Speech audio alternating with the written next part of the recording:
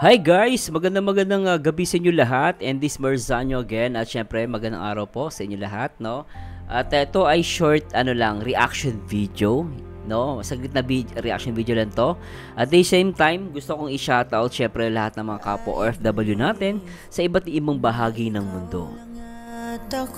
At syempre shoutout din po sa lahat ng mga nagmamahal dito sa number 1, One Kalingap and One Family. At syempre shoutout po sa lahat ng mga tito, tita, mga lolo, lola, at syempre mga kapwa OFW natin guys, no? Talagang adik na adik dito sa EDC. At ito ay behind the scene from J Brad, no? TV. So hiramin natin yung kanyang video at mukhang exciting to at maganda ata to. Di ba? Ay talaga naman, for sure kilig-kilig tayo rito. Saka marami nag-request kasi sa akin itong video na to guys, no? At the same time, kanina po may nag-comment dun sa live video reactions ko. Upload ko pala dun sa update, no? Pero nagulat naman po ako bakit may mga nagko-comment na regarding dun sa beneficiary ni Edu na si Jenilyn, at marami nagseselos. Nagulat lang ako guys, wala akong idea na parang it turns out parang nagkakaselosan na, ano? Kasi parang nyo guys actually, no, totoo lang guys, no. Hindi kayo dapat magselos kay Jenilyn. Ako naramdaman ko wala lang yun kay Papa Eds. Ang problema lang nung live niya, may nagtanong kasi na about kay Jenilyn, din sinabi niya maganda. Totoo naman guys, maganda yung bata. Kaysa naman sabihin ni Papa Eds pangit. Tsaka hindi niyo ba napansin yung live kahapon ni Papa Eds?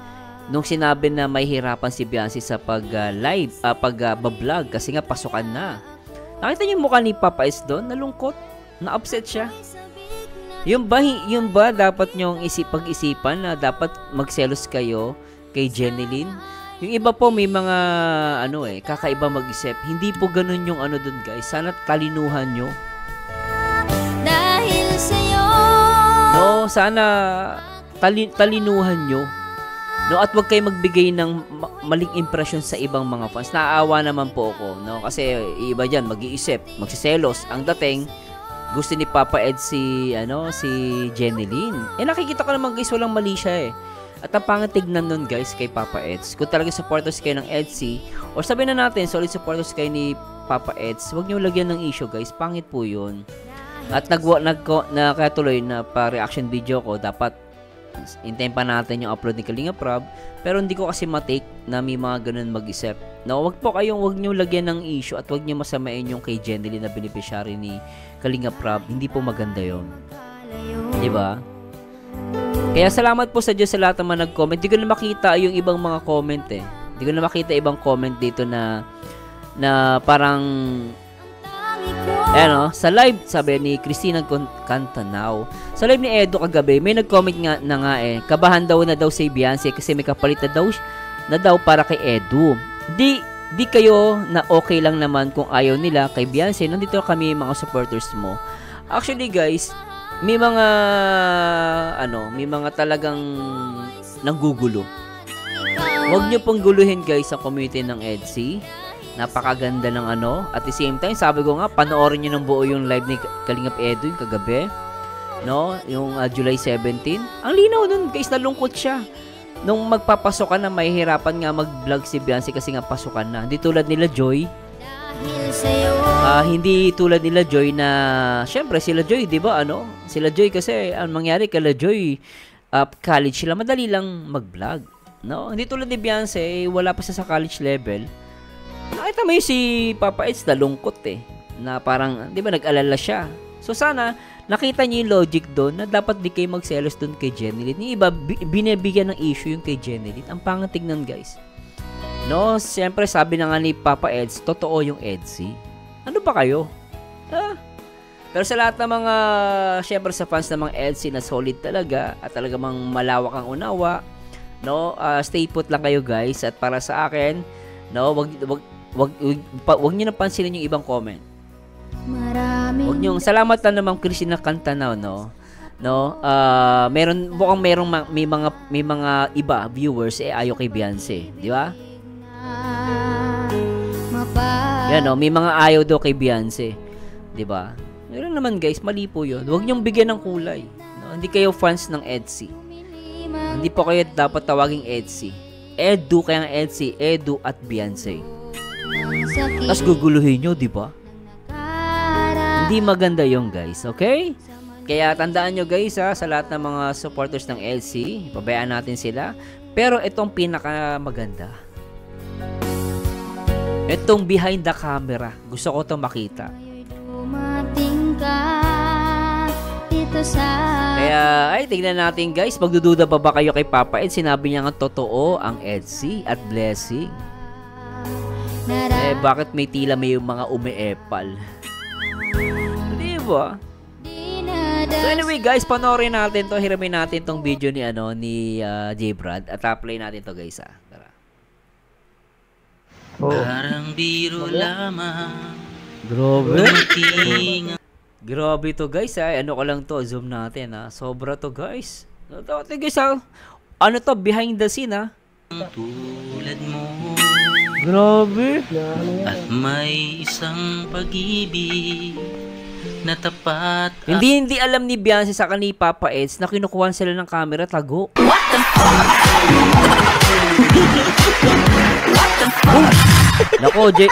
Nako, J-Brad, magkakasundo tayo. Idol na kita, ang lupit mo. Tuloy natin. Totoo. Yan Dahil sa'yo'y sword fighter. What the fuck? What the fuck? Nagigil to. Ang tunay na pagmamahal. Iibigin kita kahit sino ka man. Ikaw na nga. What the fuck?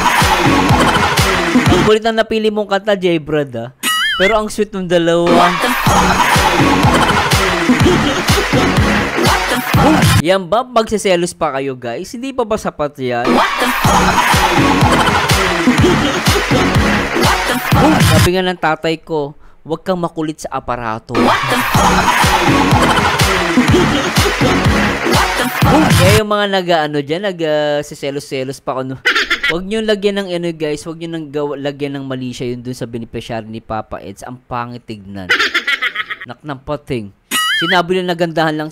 Kasi may nagtanong Sinabi ni Papa Eds, maganda si kahit ako, nagaganda ako kay Jeneline no? Pero iba ginawa ng issue, Lanjo. Mali po yun. Kaya sabi ko nga, inuulit ko, ito lang guys, sapat na to. Ang hinahanap ng puso. Ayan Ang siyang magbibigay ng saya, ng tamis at lambing sa buhay ko.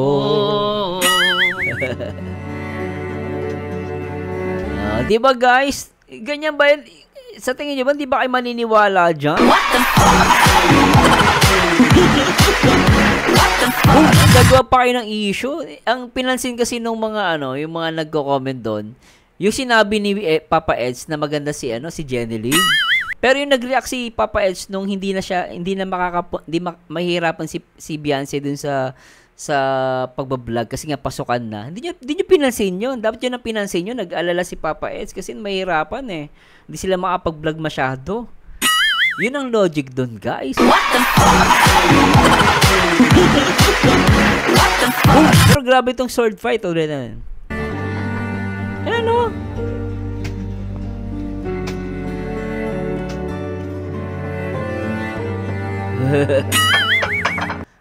di ba? Matindi yung guys Ay, ulitin natin yung portion na yan Subukan natin. Subukan natin guys lagyan ng music Grabe. Hindi pa kayo naniniwala rito guys. Ito talagang magandang to guys Alam nyo guys, concerned talaga ako dun sa kumakalat na comment Nagulat ako ba't may mga ganong comment May mga talagang lumalabas mayroong ayaw kay Beyonce. Bala kayo sa buhay nyo. What the fuck? What the fuck? Play natin to guys. Ito ang tamang pag-ibig. Ilang ulit na Grabe, oh. lumilim ang paligid. Ang sweet! Naknapating! Dulot ng sakit ng nakaraan. Pinapalo niya sa likod si Beyonce. Yan, oh. Ang sweet. Ang ganda nila rito. Oh. Ngayon Dumating ka. dito sa piling ko. Alright. Anong saya nararamdaman. Cute nila, di ba? Dinadasal sa puong may kapal. Sobra. Sana ikaw na nga ang tadhana ko. Ang Sarap. tamang pag-ibig. Oh, diba? Ikaw na kaya ang tamang pag-ibig hinahanap at hinihintay. Ikaw na kaya ang langit sa akin. Shout kay Kuya Balsamos Matubang, At di ako Kalinga Prop at Ate Edna. iwan saktan. Grabe, oh. Sana ay di magbago ngayon at kailan ang pag-ibig mo. Sobra to, guys. Sa akin. Diba? Hindi ba ba sapat yan? Grabe kayo. Ngayon'y dumating ka Dito sa... piling ko. At good night po sa lahat na matutulog ngayong gabi. Anong saya For sure, in love na naman kayo. Grabe, di ba? Dinadasal sa puong may kapal. Sana ikaw na nga ang tadhana ko. Ang tamang pag-ibig. Ang kiti Beyonce. Ikaw na kaya ang Tamang pag-ibig. hinahanap at hinihintay. Ikaw na kaya ang langit Oh, diba? sa akin. Grabe, sarap ng tingin ni Beyonce. At di ako Tsaka ni Papa Elso. Ang ganda, oh. Sana ay di magbago ngayon at kailan ang pag-ibig mo. Sarap na ito, guys. Sobra. Ayun, ang cute. sa akin. Grabe talaga. Sobra to, guys. Diba? Kilig match. Nakapatay. Oh? Naglalaban ng dalawa. Sword fight. Ito ang sword fight na nakakakilig. Naklapatay. Tingnan nyo naman, guys. Ayan na. Grabe talaga. Sobra na kayo. Ikaw na kaya Ang tamang pag-ibig. hinahanap at hinihintay. Sarap. Ikaw na kaya ang langit Sa sa akin. Di ba? At di ako Iiwang saktan. Sana ay di magbago ngayon at kailan ang pag-ibig mo.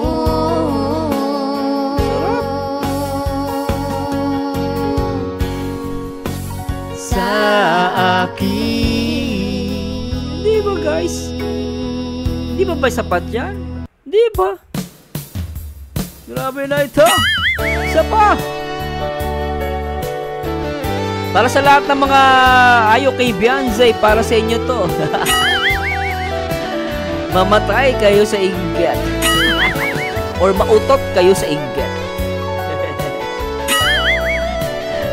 Mautot sa inggit. Bahala kayo mautot dyan. Mawala kayo ng oxygen. Napatay. Lagi na lang kitang naaalala. Ingit ng dalawa guys, natural. Hinahanap ka ng aking puso. Ang nais ko ay Kasama ka. Sana ay laging nandito ka. Grabe. Ganda ni Beyonce, oh. Ano kaya ang iyong Ginagawa. Ay! Iniisip mo rin Si Papa Ed, sige kaya naman si Papa Ed, ako. so. Ay, grabe. Ako'y sabik na ikaw Ay, ay grabe. makita. Sana ay kapiling na kita.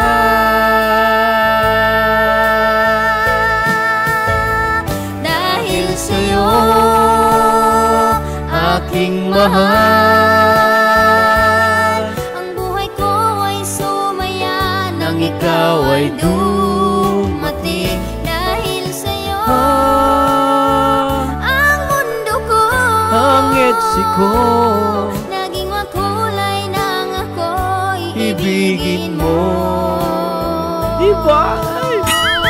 Napatay. Kilig mo. Dahil sa'yo, Bebe ba kinikilig? Ay. Oh, tumataas pa mata. Oh, palaban. Ah.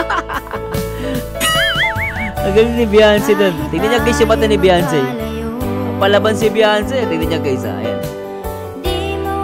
Go, Beyonce. Nilakasan ni Papa Eds eh.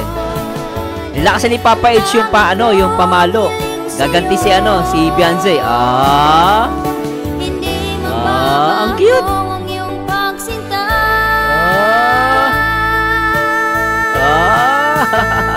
Dahil sa'yo, aking mahal, ang buhay ko ay sumaya nang ikaw ay dumating. Dahil sa'yo, ang mundo ko Ang etsi ko. naging makulay nang ako'y Ibigin mo. Ang cute. Dahil sa'yo, Oh, diba? Meron kayo niyan?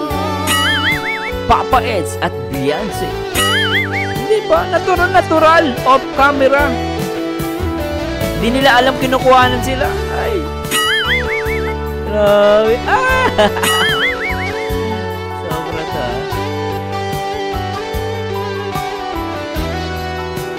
Sobra ta. Ay. Oh, diba? Natural. dahil sa'yo, Ah. aking mahal, ang buhay ko ay sumaya Nang ikaw ay dumating. Dahil sa'yo, ang etsi ko. naging makulay nang ako'y Ibigin mo. Dahil sa'yo, aking mahal, ang buhay ko ay sumaya nang ikaw ay dumating. Dahil sa'yo, ang mundo ko naging makulay nang ako'y Ibigin mo. Dahil sa'yo. Isa pa guys, para sa mga ayaw maniwala sa EDSI, sinabi ni Papa Edge, totoo sila at blessing. Huwag nyo silang gawa ng issue dahil ang EDSI forever. At sabayan nyo guys at mag-ingay tayo. And please comment down below, guys. In 3, 2, 1, let's go!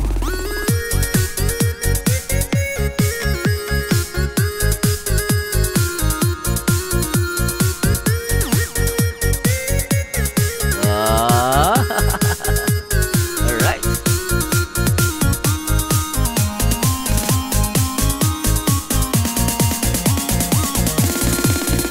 Ang pag-ibig ko sa'yo'y hindi na mapapantayan. Pagmamahal ko sa'yo ay walang katapusan. Ang Yung si puso Papa ko Eds, sa eh. iyo'y parang tambol kumakabog. Parang meron kang gayuma. Pag di kita nakikita, isip ko'y nawawala. Ba't di ka nagparamdam, puso ko'y nasasaktan. Kapag ako'y natutulog, lagi ka sa panaginip. Parang meron kang gayuma. In 3, 2, 1, let's Ano go! kaya ang gagawin at di ako mapakali? Di ako makatulog, Correct. parang ako'y nababaliw. Kapag ika'y nakikita at ako'y kinikilig, mga ngiti at titig mo natutunaw sa puso ko. Parang meron kang gayuma. Parang meron Ay! kang gayuma. Prato. Ito pala ba na si Beyonce, guys? Tingnan nyo. Lalaban yan. Grabe yung titigan, no? Yan ang ano. Yan ang totoo nagmamahalan, guys. Hindi ba sapat yan? Ang pabing, oh. Ginagawa nyo pa ng issue. Umayos nga kayo. Chichinilasin ko kayo. Ang pag-ibig ko sa'yo'y hindi na mapapantayan. Pagmamahal ko sa'yo ay walang katapusan. Ang puso ko sa iyo'y parang tambol kumakabog. Parang meron kang gayuma. Pag di kita nakikita, Ay, isip ko'y nawawala. Ba't di ka nagparamdam, puso ko'y nasasaktan. Kapag Ang cute, ako'y no? natutulog, lagi ka sa panaginip. Parang meron kang gayuma. Okay, in 3, 2, 1, let's go! Ano kaya ang gagawin at di ako mapakali? Di ako makatulog, parang ako'y nababaliw. Kapag ika'y nakikita at ako'y kinikilig, Etsy, baliw na baliw. mga ngiti at titig mo natutunaw sa puso ko. Parang meron kang gayuma. Ano kaya ang gagawin at di ako mapakali? Di ako makatulog, parang ako'y nababaliw. Kapag ika'y nakikita Pinalo siya ni Papa Eds. kinikilig, mga ngiti at titig mo Ay, natutunaw sa puso ko. Parang meron kang gayuma. Parang meron kang gayuma.